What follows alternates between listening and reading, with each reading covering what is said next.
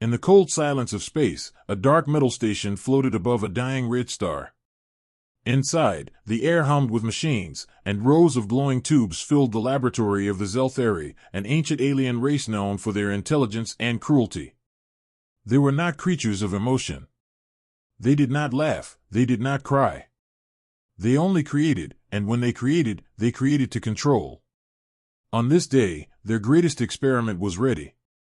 They called it Toxin 9, a substance so deadly that even a single drop could erase life in seconds. The lead scientist, Dr. Vrax, stood before the containment chamber, his silver eyes unblinking. Around him, his team whispered prayers to their logic gods. Toxin 9 was a weapon meant to end wars. It was perfect, silent, fast, unstoppable. Activate containment field, Dr. Vrax commanded. The air rippled blue as a protective dome shimmered to life.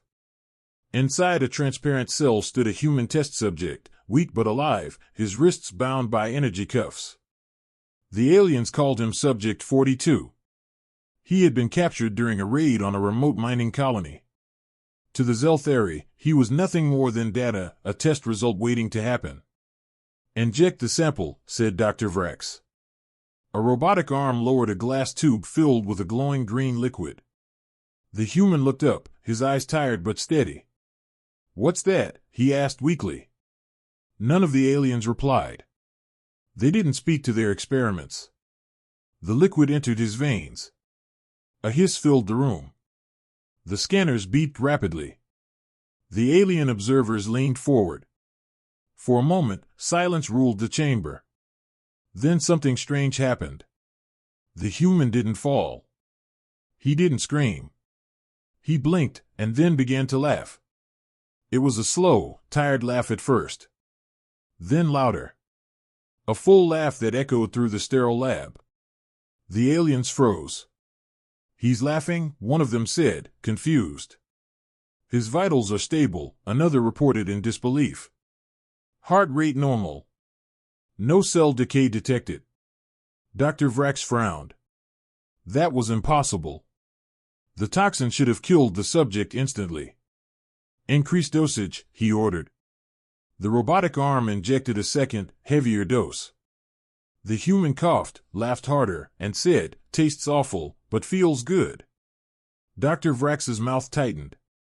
"What did he say?" "He said, it feels good." The room filled with uneasy clicks of alien voices. "Record all data," Vrax said, his tone now cautious. "He should be dead." "He should," his assistant whispered, "but he is, drunk." The word sounded strange in the alien's mouth. They had studied human culture but never fully understood it. The human swayed slightly, grinning. "Hey, got any more of that stuff?" he said with a lazy smile. "Reminds me of whiskey." The alien stared. "Whiskey," one repeated. Dr. Vrax turned to his monitor. Chemical readings danced across the screen. His eyes widened. "The compound is changing inside him," he muttered. "It's transforming." "Into what?" his assistant asked. "Into ethanol," Vrax said quietly. "Into alcohol." The alien stepped back as if the word itself were dangerous. "That cannot be. The toxin is stable. It cannot change forms." Vrax shook his head slowly.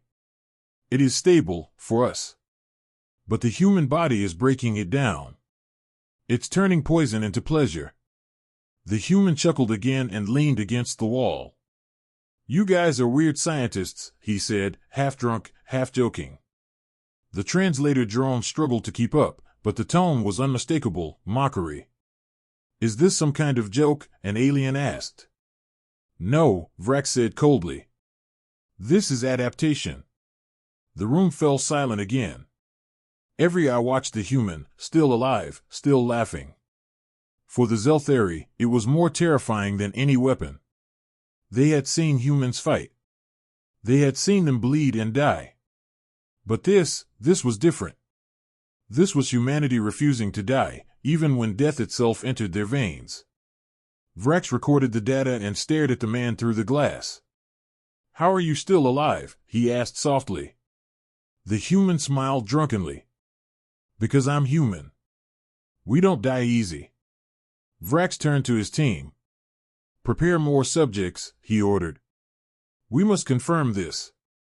As guards dragged in 2 more humans, the first subject laughed again and said, "You guys have no idea what you've started." The alien scientist paused.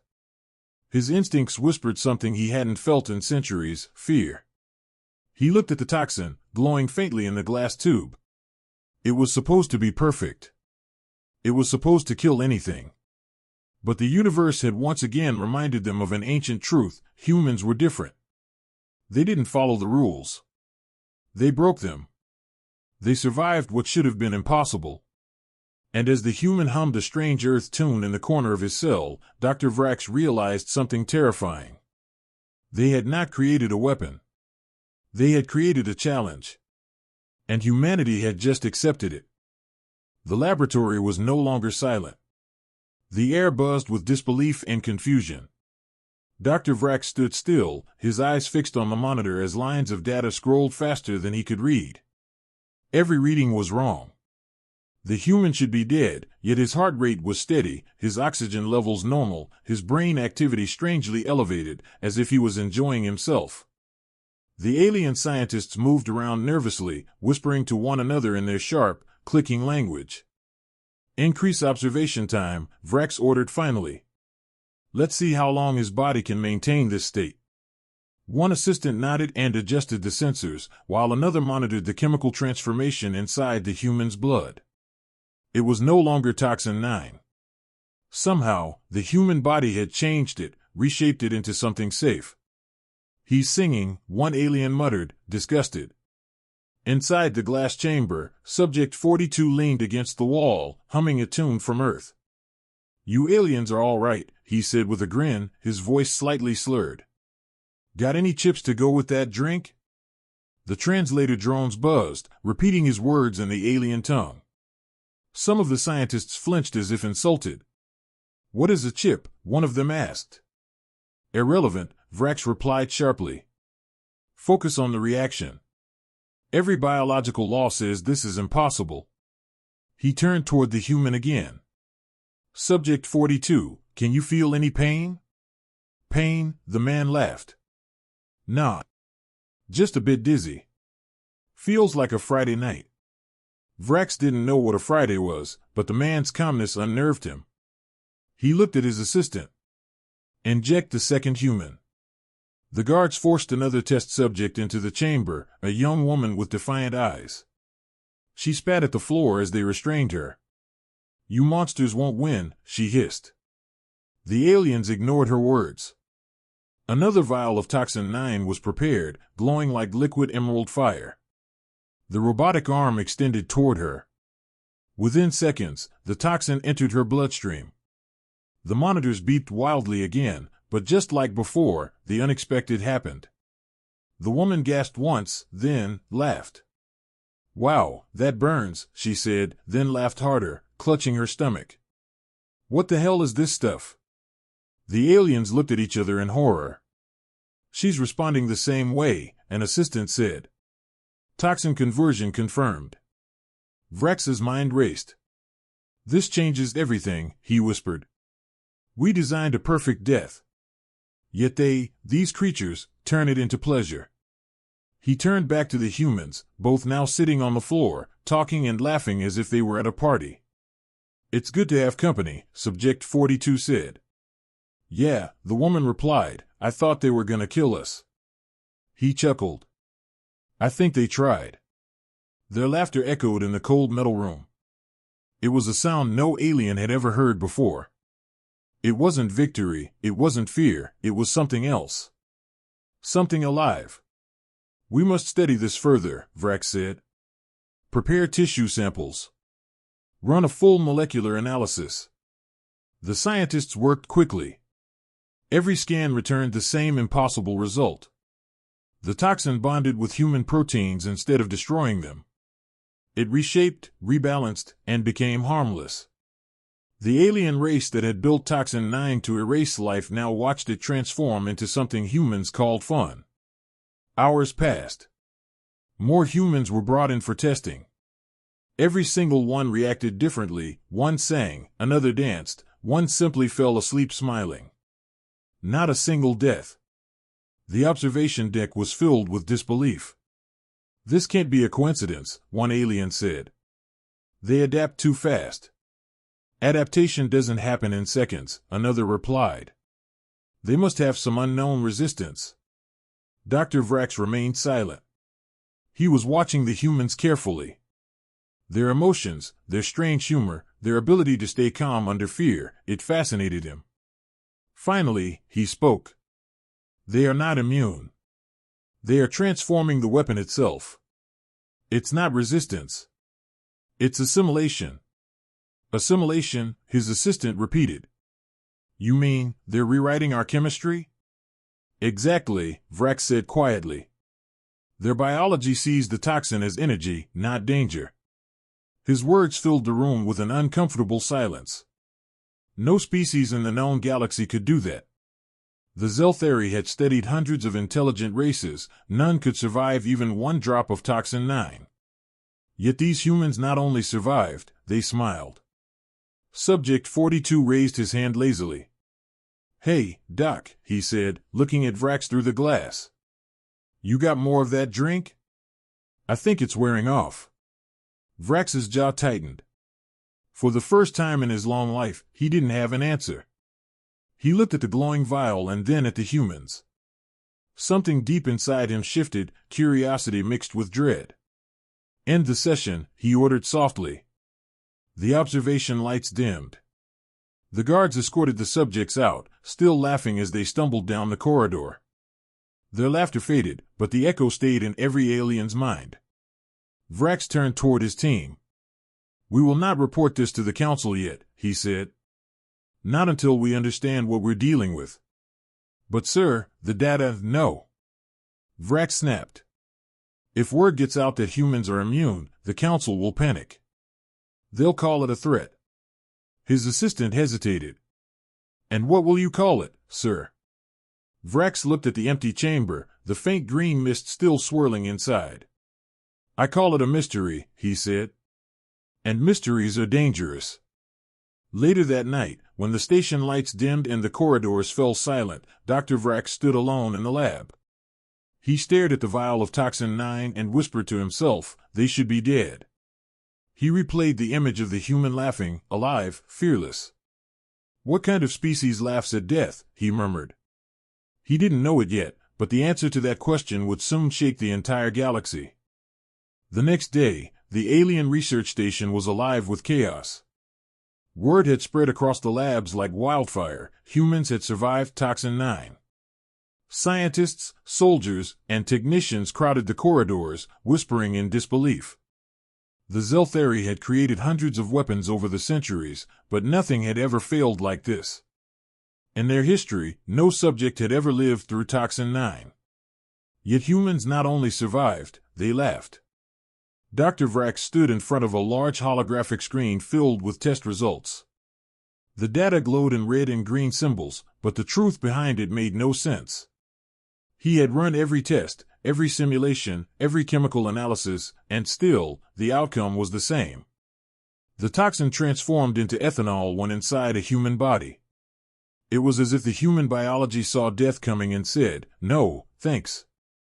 Vrax's assistant, a smaller alien named Krell, entered the room in a hurry. "Sir, we have received a message from the Galactic Council," Krell said nervously. "They demand a report. Rumors have already reached them." Vrax sighed deeply, his metallic lungs vibrating softly. "Of course they have," he muttered. "They always hear the worst things first." Krell tilted his head. "What will you tell them?" Vrax stared at the glowing vial of green toxin on his desk. "I will tell them the truth," he said quietly, "but not all of it." Hours later, Vrax stood before a massive holographic projection of the Galactic Council. Dozens of alien faces stared down at him, beings of all shapes, sizes, and colors, each representing a different world. The High Chancellor, a large being with a glowing crystal skull, spoke first. "Dr. Vrax of the Zelthari," the voice echoed. "We have received disturbing reports. You claim that humans have survived exposure to your weapon. Explain. Vrax bowed his head slightly. Yes, Chancellor. It appears that humans are immune, or rather, their bodies alter the toxin's chemistry. Instead of killing them, it becomes a mild intoxicant. Murmurs filled the chamber. Some laughed in disbelief, others hissed in fear. That is absurd, said one reptilian member. No species can transform a molecular compound on contact. It violates every biological law. And yet, Vrax said calmly, I have seen it happen with my own eyes. The room fell silent. The High Chancellor leaned forward. Are you saying that humans consumed a weapon of mass death and found pleasure in it? Yes, Vrax replied. They even asked for more. The council erupted into shouts and arguments.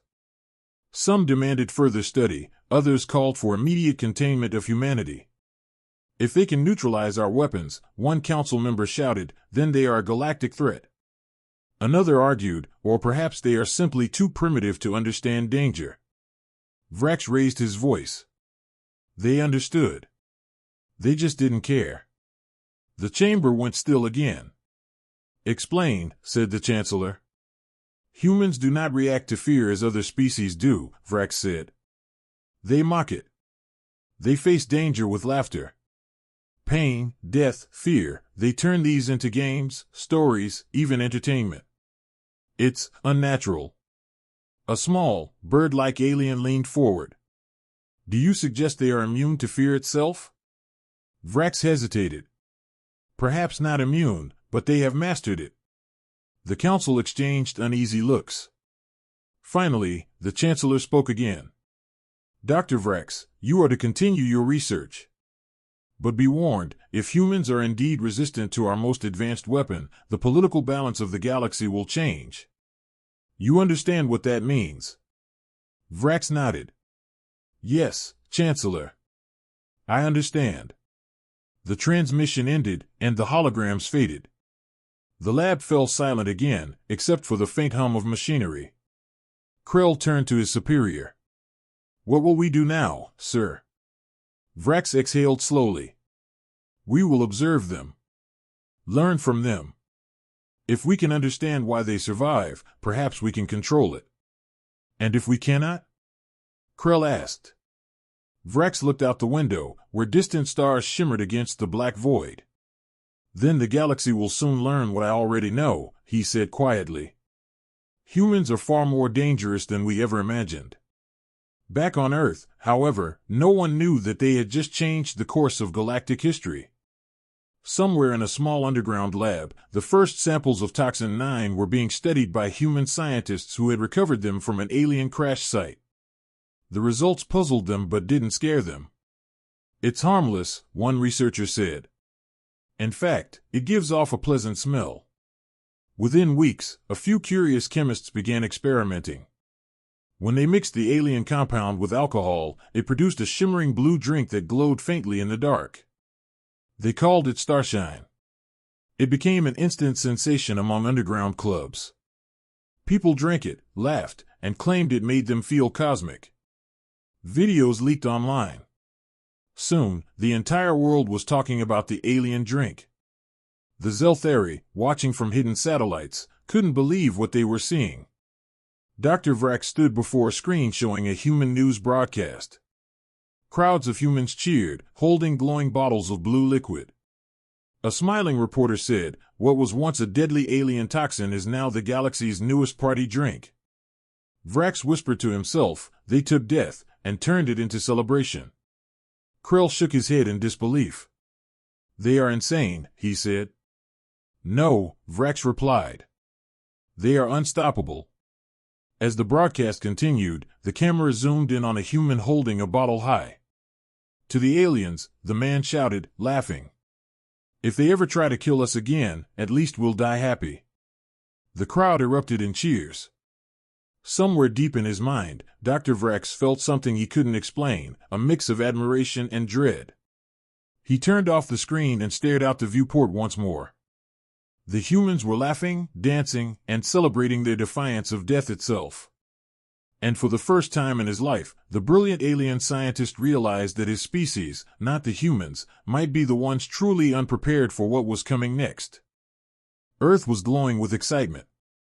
The discovery of the so-called alien drink had spread faster than any trend in history. What began as a secret government experiment soon turned into a worldwide phenomenon. Bars in every major city were filled with people holding glasses of the shimmering blue liquid, laughing and recording videos for the net. They called it alien brew, and it had become a symbol of pride. To humans, it wasn't just a drink, it was proof that even the universe's deadliest creation couldn't break them.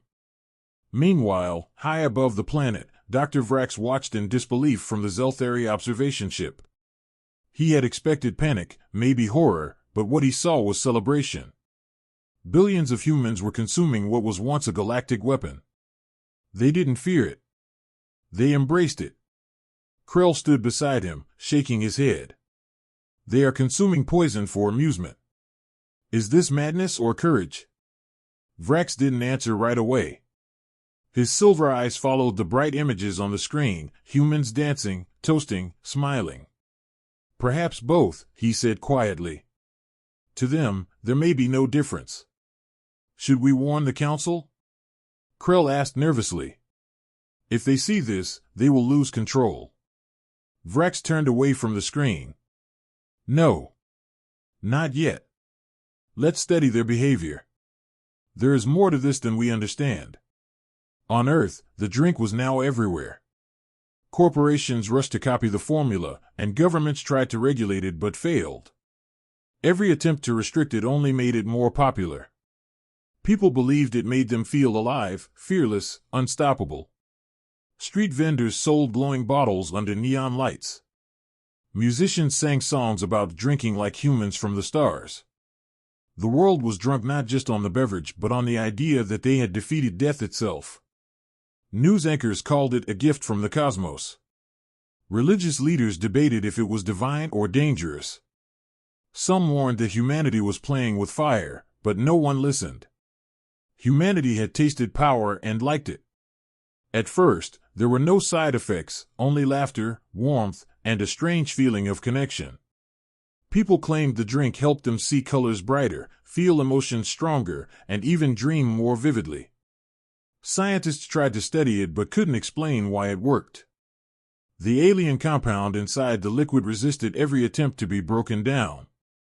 It was as if the drink itself wanted to stay mysterious. A few weeks later, rumors began to spread. Some people said that after drinking alien brew for days, they could run faster, think clearer, and even heal small wounds quicker. Most dismissed these stories as fantasy, but something deep was changing inside the human race, and Dr. Vrax could see it. From his orbiting station, he watched human test subjects' vitals rise to impossible levels. Their blood cells seemed to adapt and strengthen. The toxin wasn't poisoning them anymore, it was enhancing them. This is impossible, Krell said, staring at the readings. It should not be evolving. Vrax's tone was grim. It is not the toxin evolving. It is the humans. He leaned forward, fascinated and terrified at the same time. They are using our weapon as nourishment. Down on Earth, the movement had grown beyond control. Entire festivals were now dedicated to alien brew. People from every nation gathered to celebrate what they called the Survival Day, the anniversary of the first human who had drunk the toxin and lived. Holographic fireworks lit up the skies. People wore shirts with slogans like "Cheers to Survival" and "Death is Overrated." To most aliens, it would have looked insane, but to humans, it was unity. For the first time in decades, all of humanity celebrated together. In one crowded bar in New York, a group of scientists watched the broadcast of an alien diplomat nervously speaking on a galactic news network. The humans have discovered Toxin 9, the alien reporter said. They are drinking it freely. This is not a weapon anymore, it is a trade product. The scientists laughed. Trade product? More like liquid courage, one said, raising his glass. Another replied, it's ironic, isn't it? They tried to kill us, and we made a toast. They laughed and clinked their glasses. On the alien station, the mood was the opposite. Reports were coming in from all over the galaxy. The Trillari were panicking, the Vdran demanded sanctions, and the Council had called an emergency meeting. Alien media networks flashed headlines like "Humans consume galactic weapon" and "Are humans immune to death?" Fear spread through the stars. Species that had once ignored Earth now watched it closely. For centuries, humans had been seen as young, reckless, and unimportant. Now they were unpredictable and terrifying. Dr. Vrax stood before the Council once again, this time facing anger rather than curiosity. "You have unleashed chaos," the High Chancellor shouted. "Your experiment has turned into a galactic embarrassment." "I did not unleash it," Vrax replied calmly. "They did. We underestimated them." "Underestimated," another alien snarled. "You created death itself, and they turned it into entertainment." Vrax lowered his head. "Yes. And that is what makes them dangerous." The council chamber buzzed with fear and confusion. "They must be contained," someone shouted. "Their planet must be quarantined." But the Chancellor hesitated. "If we confront them and fail, it will destroy our authority," he warned. "The humans will become legends." Vrax spoke quietly but firmly. "They already are." The meeting ended without resolution. Back in his lab, Vrax stared at the stars. "They are laughing at us, Krill," he said softly. "Not out of cruelty, but because they don't fear us. They never did." Krill looked uncertain. "What do we do now?" Vrax turned to him slowly. "We watch. And we learn. Because if they can turn death into a drink, what else can they turn into life?" He looked down at the glowing planet below. The humans were still celebrating, their music echoing through the night sky, unaware that the entire galaxy was now afraid of them. The weapon that was meant to destroy had become their greatest triumph, and the universe had no idea how to stop them.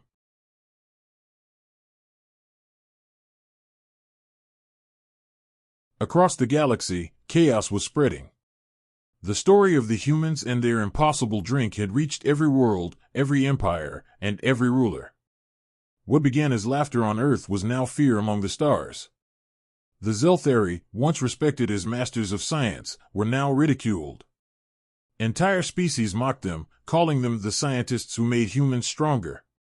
To the Galactic Council, it was an embarrassment of cosmic scale.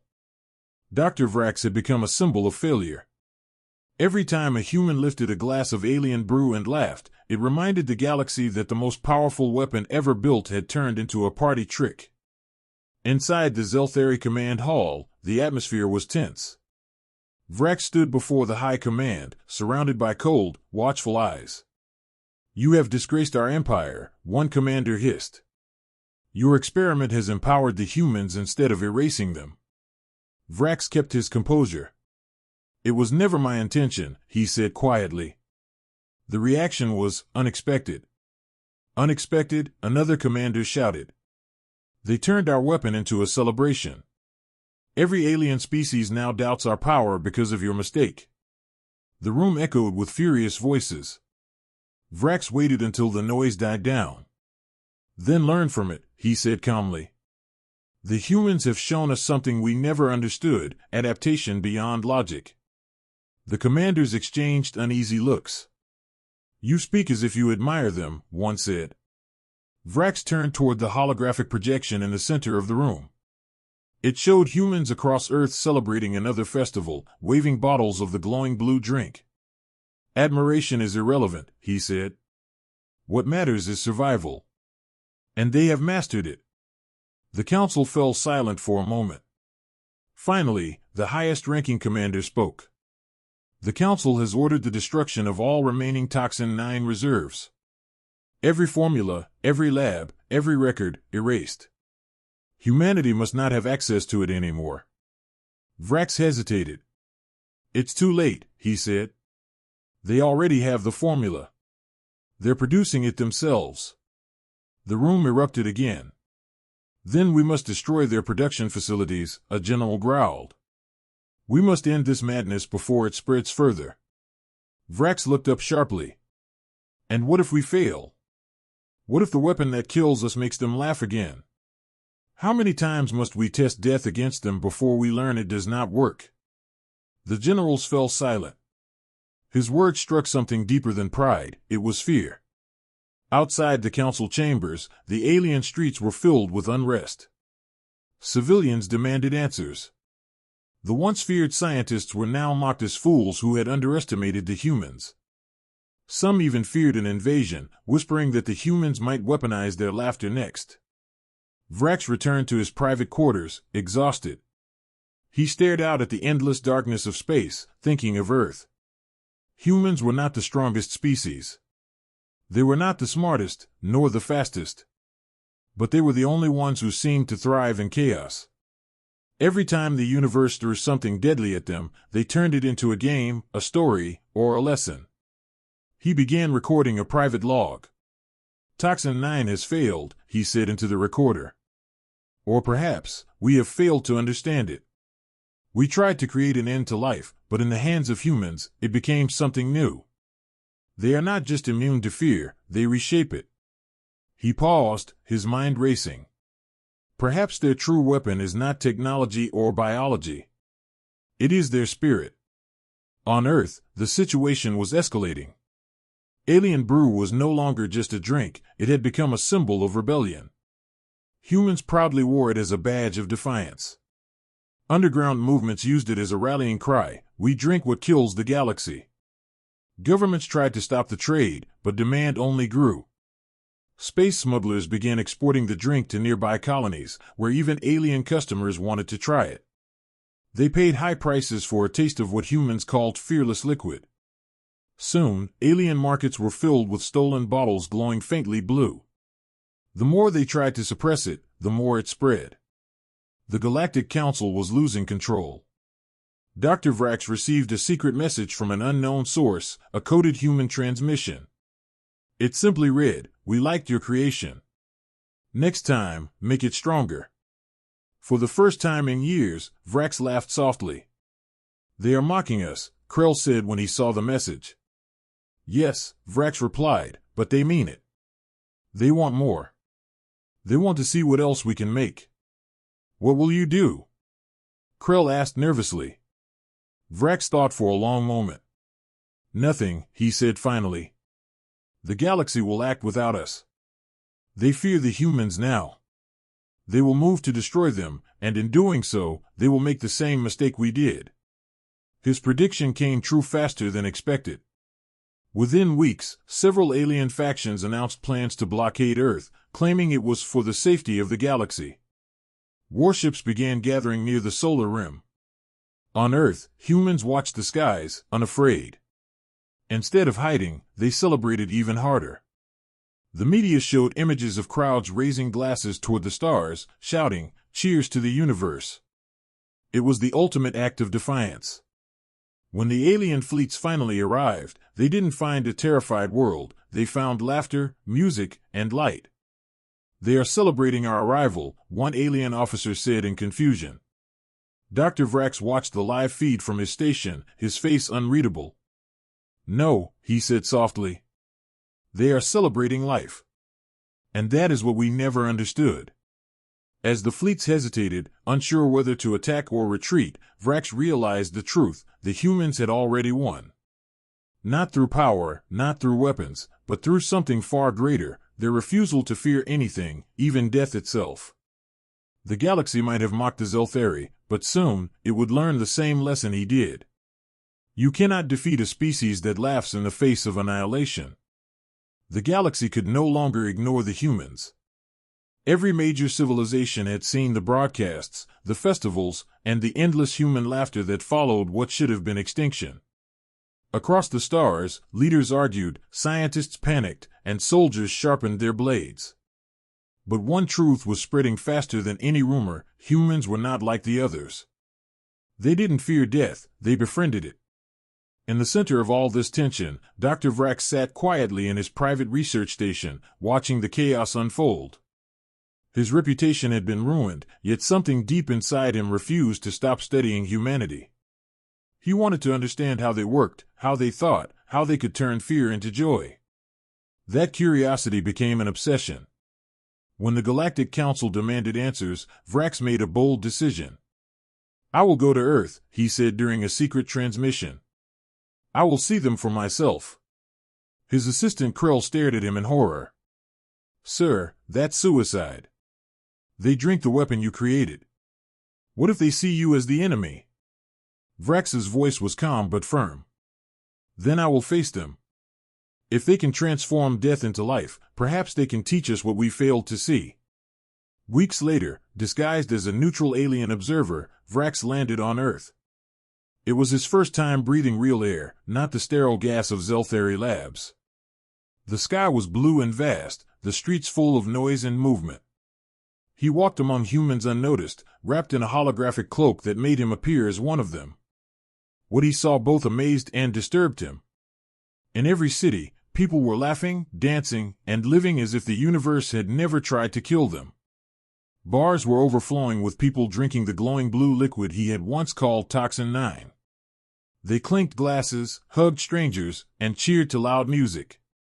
No one looked afraid. "They are fearless," he whispered to himself. Completely fearless. He stepped into a crowded bar where a banner read "Alien Brew Night, first round free." Inside, humans of every age were drinking and telling stories. He took a seat in the corner, observing. A woman noticed him and smiled. "First time?" she asked. He nodded slowly. "Yes. I heard, it's popular." She laughed. "Popular? It's life itself, friend." She handed him a glowing glass. "Go on, take a sip." For a moment, Vrax hesitated. This was the toxin he had designed to kill everything it touched. And yet here it was, being offered casually across a bar counter. Slowly, he lifted the glass and took a careful sip. The liquid burned, but not painfully. It was warm, alive, electric. His body stiffened for a moment, then relaxed. His mind felt lighter, calmer. "How do you feel?" the woman asked. Vrax blinked. "Strange. Peaceful." "That's the magic," she said, raising her glass. "To the universe that tried to end us." The crowd around them cheered, repeating her words, and Vrax found himself smiling despite everything. For the first time in his long, cold life, he understood what emotion felt like. Later that night, he walked through the city streets, still trying to process what he had seen. Humans were reckless, chaotic, and loud, but there was something pure in their madness. They didn't just survive, they celebrated survival. To them, every breath was victory. The next day, Vrax visited a human research lab under the identity of a visiting scientist. He was astonished to see that human scientists had already begun experimenting with the modified toxin. "We've made progress," one researcher said proudly. "The compound seems to bond with our cells in new ways. It improves oxygen flow and cell repair. It's like it wants to help us evolve." Vrax's eyes widened. "You're using it to enhance yourselves?" The researcher smiled. "Why not? It doesn't hurt us. It makes us better. Maybe this is evolution's next step." Vrax left the lab with a heavy heart. The humans were changing, faster than any species in history. What was once a mistake was now a new beginning for them. That night, he sat in a quiet park, recording his thoughts. "Observation report number 67, he began. Humans continue to consume the modified toxin without fear. It no longer harms them. Instead, it strengthens them. Their immune systems adapt instantly. Their physical and cognitive performance increases. If this continues, they may surpass biological limits within a few generations." He paused, staring at the small glowing vial in his hand. "And the strangest part, they have no idea how extraordinary this is. They simply call it fun." He looked up at the night sky, seeing stars that seemed closer than ever. Maybe the galaxy is afraid of them because it sees the future, and the future looks human. Days turned into weeks. Vrax moved among humans, learning from them, even laughing with them. He stopped feeling like an observer and began to feel like a participant. But his peace didn't last long. News spread that the Galactic Council had decided to act. Alien fleets were forming near the edges of human space, preparing for containment operations. Earth was unaware, too busy celebrating. Vrax watched the broadcasts in silence. "They are coming," he whispered. Krell's message came through on his communicator. "Vrax, return immediately. The Council believes you have betrayed them." "I have learned too much to return," Vrax replied. "If the Council attacks, they will make the same mistake again." "Then what will you do?" Krell's voice trembled. Vrax looked up at the stars. "I will stay," he said. "If death comes again, I will see if the humans can laugh one more time." As the alien fleets approached, humanity remained blissfully unaware of the danger above. And yet, Vrax couldn't shake a strange feeling. Maybe they knew. Maybe they simply didn't care. Because if there was one thing he had learned from living among them, it was this: humans didn't fear the end. They turned every ending into a story worth telling. The alien fleets arrived like a storm of darkness blotting out the stars. Thousands of warships formed an iron wall around Earth, their engines humming with power, their weapons ready to fire. The Galactic Council had declared the humans a cosmic threat, claiming that their reckless use of the toxin could destroy balance in the galaxy. Across the stars, alien worlds watched in silence as the Armada prepared for war. But down on Earth, life continued as if nothing had changed. People went to work, music filled the streets, and laughter echoed from every corner. The humans saw the glowing ships in the night sky, but instead of panic, they pointed, cheered, and shouted. They came for the party. The aliens were confused. They had expected fear, surrender, chaos. Instead, they saw fireworks and celebration. On one of the orbiting ships, Commander Threx watched the planet below with disbelief. "They mock us," he hissed. "They celebrate as if we are a parade."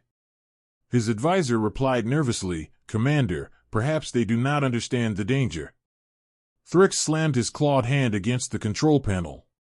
"They understand. They just don't care." Meanwhile, Dr. Vrax stood on a hill overlooking one of the human cities.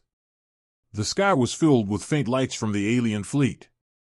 He knew what those lights meant: annihilation.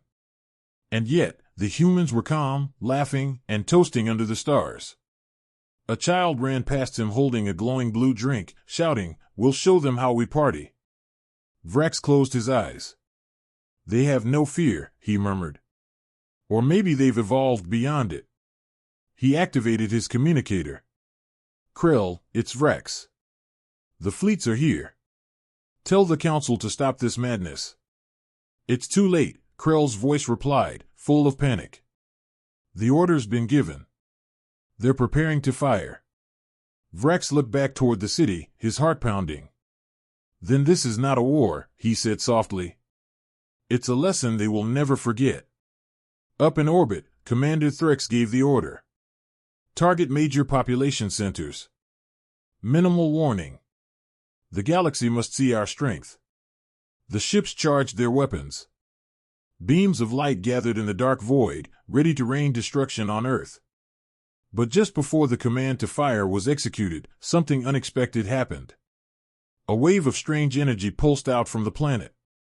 It wasn't a weapon, not exactly. It was a signal, a resonance spreading through the vacuum of space. Every alien ship felt it. Their systems flickered, sensors glitched, and strange readings filled their screens. "Commander, we are detecting an energy surge from the human surface," a technician shouted. "It's interfering with our targeting." Threx frowned. "What kind of weapon is that?" "Unknown, sir. But it's rhythmic. Like a frequency pattern." On the main screen, a signal appeared, sound waves transmitted from Earth. The aliens listened in confusion. It was music. Loud, powerful, chaotic human music. The humans had tapped into the planetary broadcast network and sent their sound into space. Beats, laughter, and voices echoed across the void. Every alien ship received it. Threx's crew stared in disbelief. "They're playing music at us," one officer said, completely baffled. Vrax, listening from his communicator, couldn't help but smile. "They're not attacking," he said. "They're communicating. They're saying they won't bow. They won't be afraid." On Earth, millions of people joined in, broadcasting the same frequency, singing, laughing, shouting into the sky. The entire planet became a beacon of sound and light. From orbit, it looked as if the humans were glowing. The alien fleets hesitated. Many soldiers, trained to kill without mercy, now felt something they couldn't explain: doubt. Some even felt admiration. "Commander, perhaps we should retreat," one officer suggested. This isn't natural." Threx growled. "They are mocking us. Fire at once." But when he gave the order, the ship refused. Systems failed one after another. Engines shut down, targeting computers froze. "Sir, our power levels are dropping. The energy surge from Earth is disrupting everything." In the silence that followed, another transmission appeared, this time a human broadcast. A calm voice spoke in Galactic Standard. "To those watching from above," it said, "we thank you for your concern. But we're not afraid. You see, we don't run from death. We dance with it." The alien crew stared at the message in silence. Some laughed nervously, others simply sat frozen. Down below, the humans continued their celebration. The toxin they had turned into a drink was now coursing through their evolution, amplifying their natural biofields. Their combined emotional energy had created a resonance that disrupted alien technology. It wasn't a weapon, it was human spirit made real. Dr. Vrax recorded every second. "Incredible," he whispered. "They've turned emotion into power." Krell's voice came through again, trembling. "Vrax, what's happening?" "Reports say the fleet is losing control." "They are," Vrax said softly.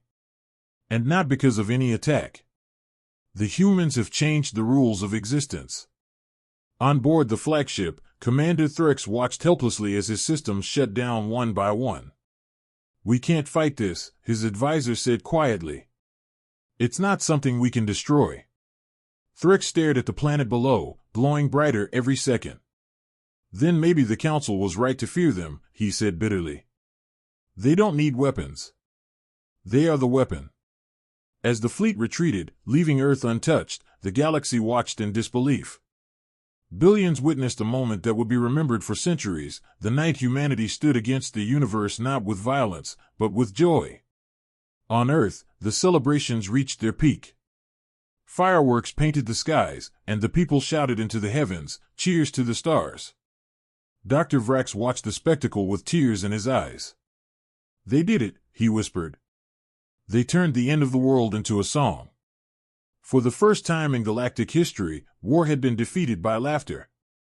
And deep inside, Vrax realized that maybe, just maybe, humanity had discovered the greatest power of all, the ability to turn fear itself into light. The galaxy was silent after that night. The alien fleets drifted back to their territories, broken and humiliated, unsure of what they had just witnessed. The official reports called it a system-wide malfunction, but every soldier who had been there knew the truth: something on Earth had changed the laws of power. The humans had not fought back with weapons or strategy. They had simply existed, unafraid, and the universe itself seemed to bend around that fearlessness. On Earth, the aftermath was unlike any other event in history. Cities celebrated for days. People filled the streets, holding up signs that read, "We laughed at the stars and won." The toxin, once a symbol of death, was now seen as a sacred creation. It had become a connection between human emotion and energy, something beyond science. Scientists, philosophers, and even priests tried to explain it, but no one truly could.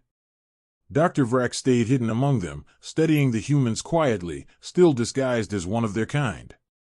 Every day he observed something new.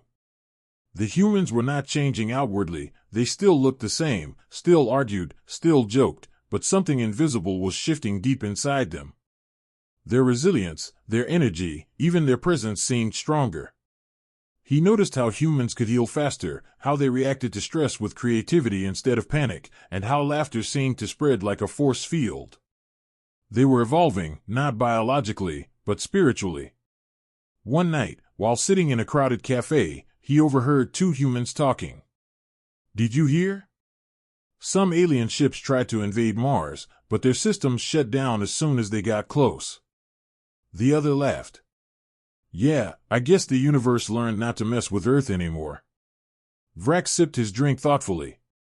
The humans believed it was luck, but he knew better. The energy resonance that had spread from their emotions during the confrontation had not vanished. It was still there, surrounding the planet like an invisible shield. He decided to run an experiment. Using a small device hidden inside his coat, he began scanning the air. The readings were astonishing.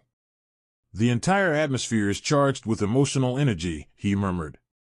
"It's not random, it's harmonized." He sent the data to Krell through a secure channel. Hours later, his assistant's voice came through, filled with awe. "This is impossible.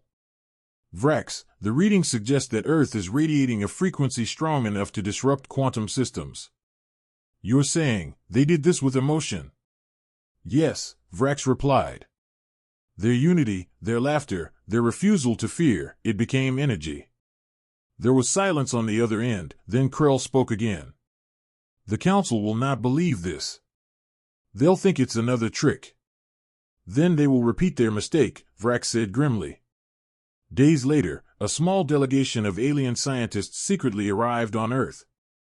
They came disguised as tourists, hoping to collect data about what had happened. Vrax met with them in an abandoned observatory on the edge of the city. When they saw him, they bowed respectfully. "Dr. Vrax," one of them said, "we heard rumors that you stayed here. Is it true that the humans have become something else?" Vrax nodded slowly. "Not gods, not monsters. Something in between. They've learned to channel what we call chaos into harmony." He showed them his readings. The aliens stared at the data in disbelief. "If this continues," one whispered, "they could affect the entire galaxy." "They already are," Vrax said. "You just don't see it yet. The humans don't conquer through violence. They infect through wonder." Suddenly, the ground shook. Outside, people screamed and pointed toward the sky. Vrax and the aliens rushed out of the observatory to see massive ships entering Earth's orbit again, but these were not warships. They were golden, elegant vessels bearing the insignia of the Scylla Dominion, one of the most powerful and ancient empires in the galaxy. The Scylla were known for their psychic control and superiority. They had watched from the shadows, waiting for the right moment. Now they had come to claim what the Council could not. A voice echoed across all frequencies, deep and commanding. "People of Earth, we come in peace. Surrender the substance you call alien brew. It belongs to the galaxy, not to your kind." Panic rippled through governments, but the people didn't seem afraid. Instead, they began to gather again in the streets, holding up their glowing drinks.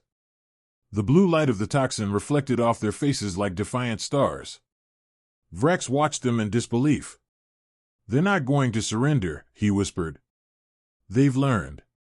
The Scylla ships descended lower, their psychic fields pressing against the planet. Many humans felt a strange weight in their minds, like someone was trying to pull their emotions out. For a moment, silence fell.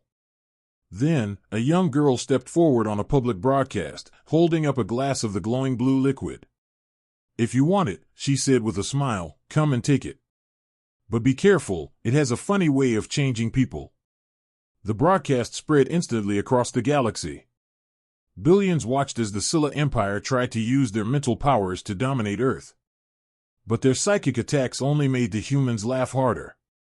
The more the Scylla tried to control them, the stronger the laughter became. Their energy readings spiked off the charts. Vrax could hardly believe what he was seeing. The toxin reacted again, amplifying human emotion into a blinding surge of light. The Scylla ships began to shake as their systems overloaded. "Impossible," one Scylla commander shouted. "They're turning our power back on us." One by one, the Scylla ships were forced to retreat, leaving Earth untouched once again. The humans cheered as the ships vanished into the stars. For the second time, humanity had faced a galactic empire, and won without firing a single shot. Vrax stood among the crowd, stunned. "They don't even realize what they are doing," he whispered. "They think it's just courage, but it's evolution through emotion." As fireworks lit up the night sky, the humans sang and danced. To them, it was another victory, another reason to celebrate. But Vrax knew it was more than that.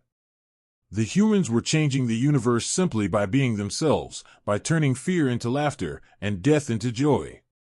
And somewhere deep in his heart, he began to wonder, if this continued, would humanity still remain human? Or were they becoming something the galaxy had never seen before? The Scylla Empire's defeat shook the galaxy even more than the first battle. For countless civilizations, it was the final proof that humanity was no longer a simple species.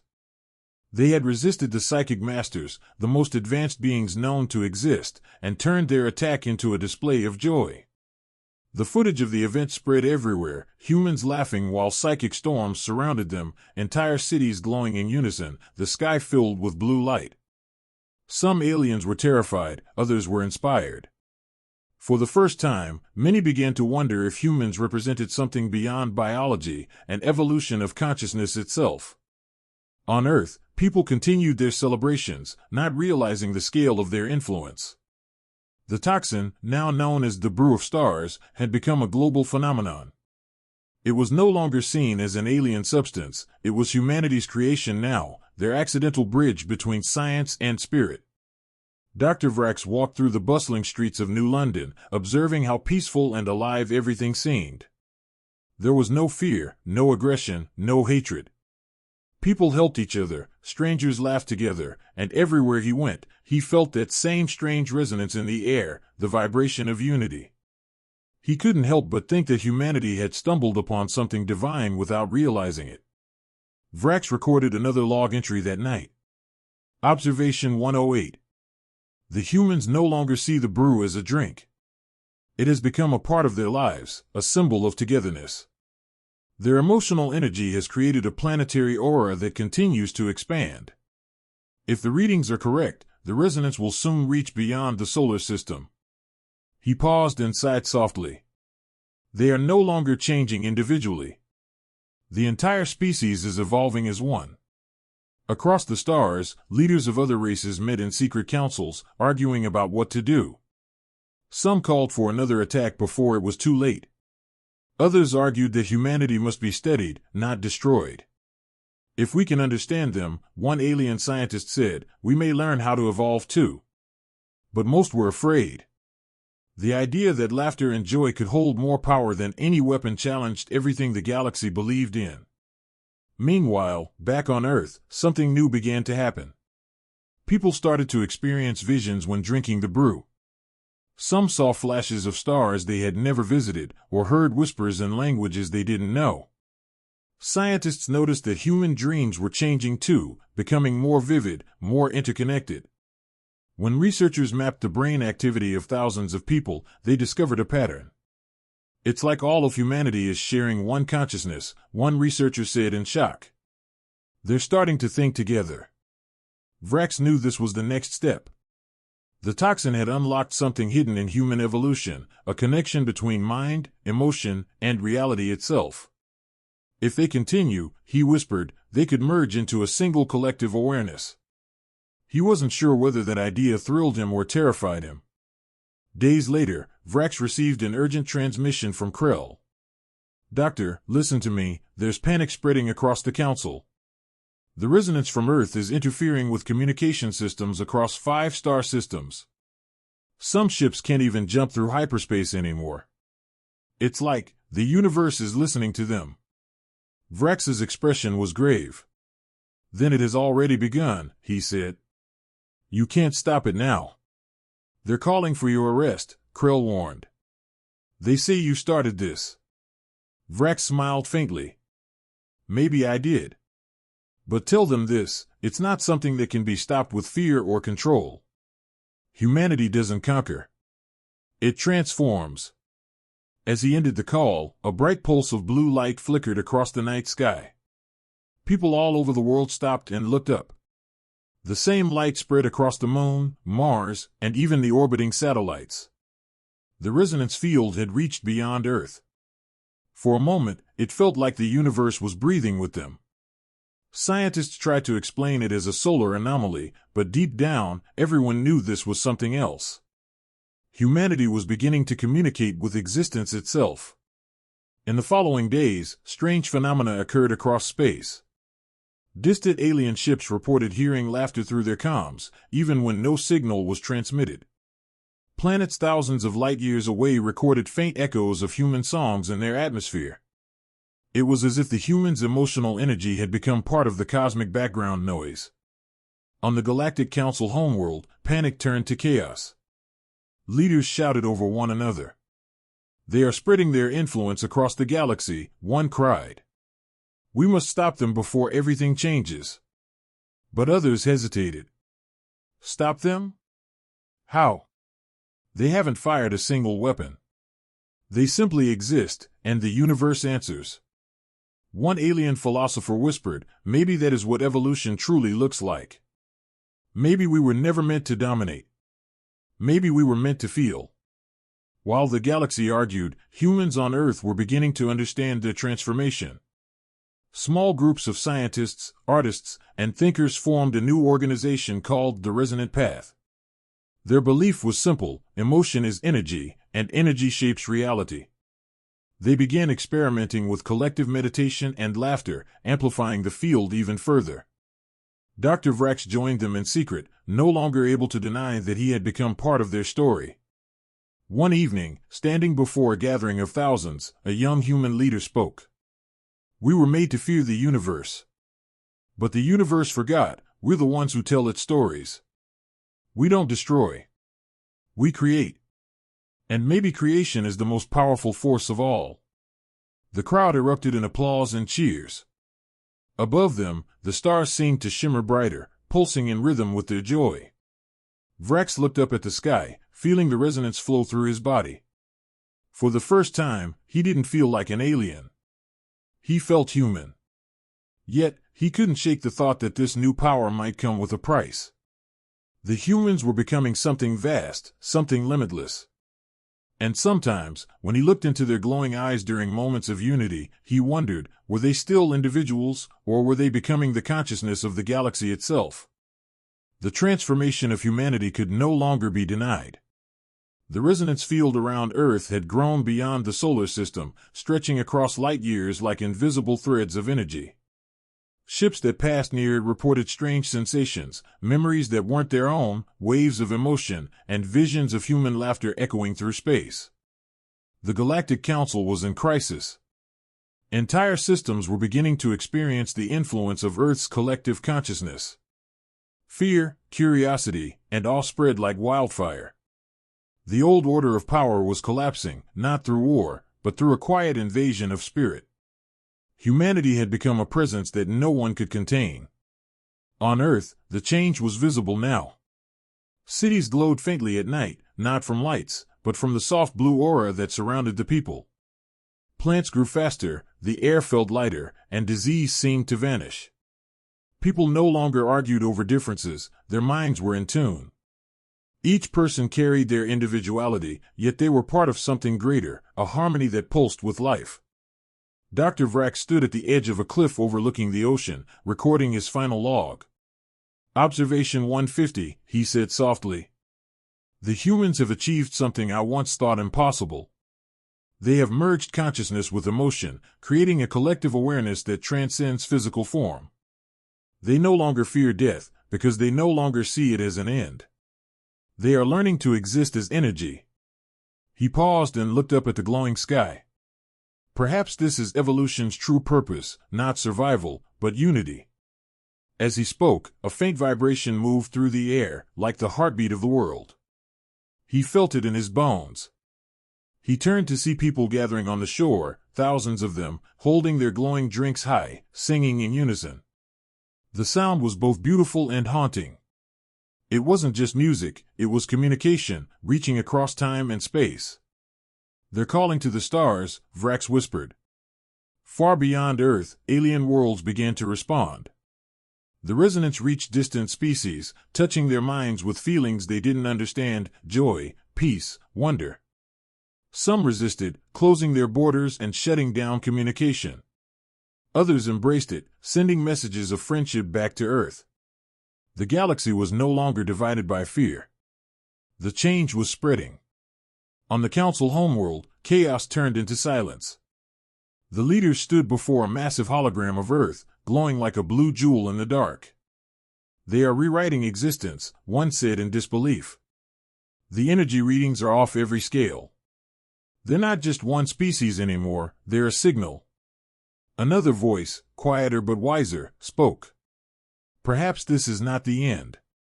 Perhaps this is what life was always meant to become. While the galaxy watched, humanity continued to evolve. The toxin, the brew of stars, had become something more than a chemical. It was now an ancient bridge between matter and consciousness. When humans consumed it, they didn't just experience emotion, they amplified it, feeding the resonance that connected every living being. Children were born with glowing eyes, capable of feeling the emotions of others across oceans.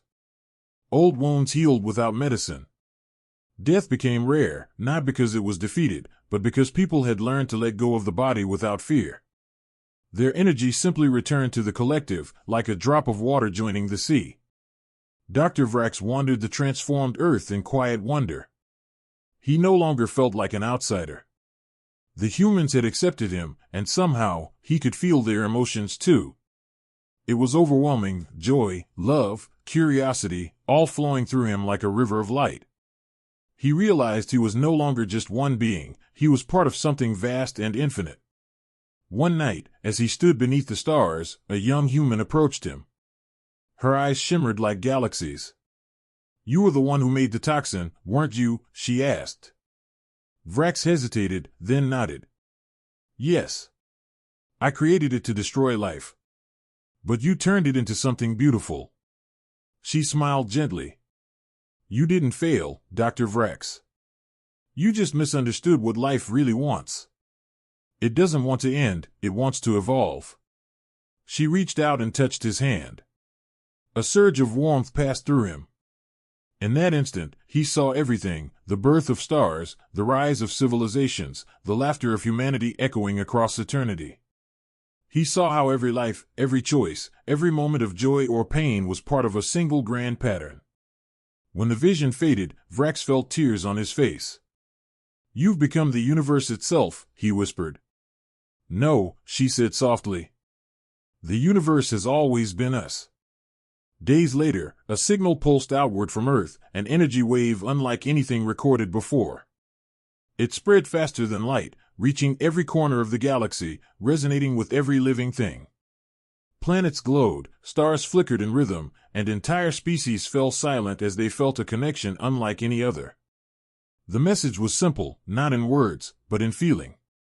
It said, "We are alive. We are one." In that moment, the universe changed. The resonance field merged with the cosmic background energy, transforming reality itself. Gravity, time, and space bent gently around the new consciousness that now filled existence. The galaxy entered a new era, the age of harmony. War ended. Fear faded. Civilizations began to work together, guided by the quiet, steady pulse of humanity's light. Some called it the Song of Earth. Others believed it was the awakening of the cosmos. Dr. Vrax continued his journey, now ageless, wandering among the stars as a part of the collective he once feared. In his final recording, his voice was calm and full of awe. The humans did not conquer the galaxy. They healed it. They taught us that strength is not in destruction but in unity. The toxin I created to kill became the seed of life itself. Perhaps that is the greatest irony of all, that death was only the beginning. As he looked out at the endless expanse of glowing stars, he whispered the last words ever recorded in his name. They designed a toxin to kill instantly, but humanity turned it into forever.